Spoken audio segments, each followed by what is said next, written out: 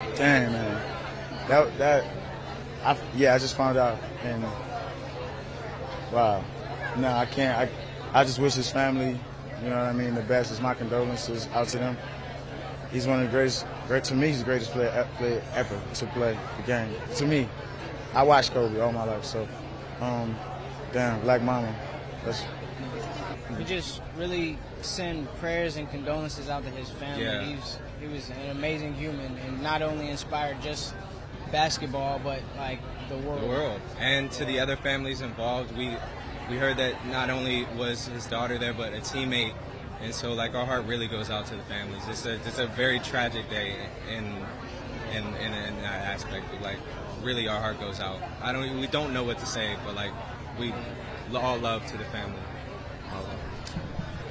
Oh, that was so weird this morning. That just doesn't seem real. I feel so bad. And I've got a 12-and-a-half-year-old daughter too, and it's just like my heart goes out to him, to his family. I'm an LA native, so that's, excuse my language, it hits home, and the energy today shifted. So we mourning, and but luckily we're at the Grammys and we still blessed. But this is tragic, and it's unfortunate, but the way to keep his legacy is to outwork yourself every day. That's what he did. You got to keep outworking yourself. That's what he stood for. That's what he represented. It always feels weird when somebody that you look up to or a legend to you always passes. It feels weird every time. And it almost leaves a little bit of hole because it's something that was a part of you, it's something that you grew up with. So Kobe is definitely going to be missed, you know what I mean? Definitely. Kobe feels like someone you knew. I know. Feels like Why someone do we you feel knew. like we knew him and mourning him It truly? actually feels. He motivated us. Yeah. He motivated us, yo. It's a part of our lives. It's I wanted to crazy play to like feel that him. close to him. But we're praying for his family. It was one of the first things we did when we woke up and when we saw it because it was pretty unbelievable. And we're trying to uplift them. All of it's unbelievable. This day is kind of mixed with a bit of joy and sadness. Yeah, for sure. Definitely. I love watching Kobe. And that used to love hearing about his work ethic back in the day, which is kind of, emulates with us in how we like to do our stuff too. Yeah, man. The legacy lives on. Nobody had that drive, man. Nobody had that drive, yo. He worked the hardest. He worked the hardest to me.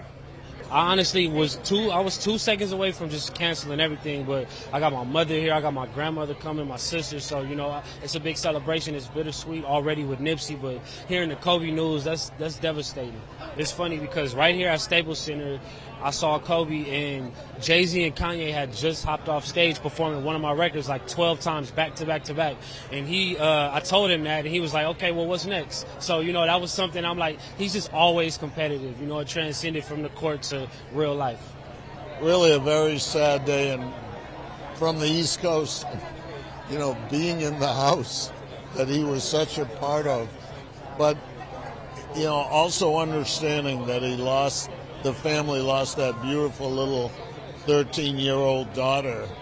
I mean, I hope everyone just steps back and thinks about this and gives their loved ones a special hug and a kiss and don't take anything for granted. For me, he was a great competitor on the court, but a great human being off the court, the way I knew him. And it just seems so unfair. So condolences go to his loved ones, his family, and especially I feel so sad about, I think her name was Gianni. So we should pinch ourselves and make sure we remember those that we care most about. Well, it's special about him, I'm a little concerned what's going on in our country and the Western world and the way people are at extremes, and the two things that build a sense of community are sports and music.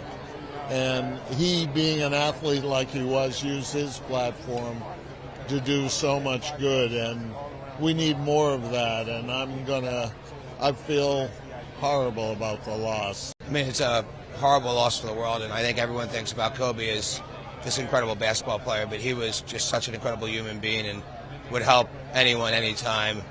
and he was just such a competitor in everything that he did. I actually met him for the first time 7 years ago when he was in the peak of his playing career, and he would call me all the time and really just want to talk about how could he win in business, and the same intensity that made him who he was on the court was the same intensity that he had to be the best he could be in business and really in everything that he did. And I remember so many conversations with Kobe just about his determination to win in everything that he did. And he's also somebody that I would call with questions about, hey, do you have a perspective on this? And he was always so quick to get on the phone and give a perspective, and that's just who he was, and he'd help anybody anytime.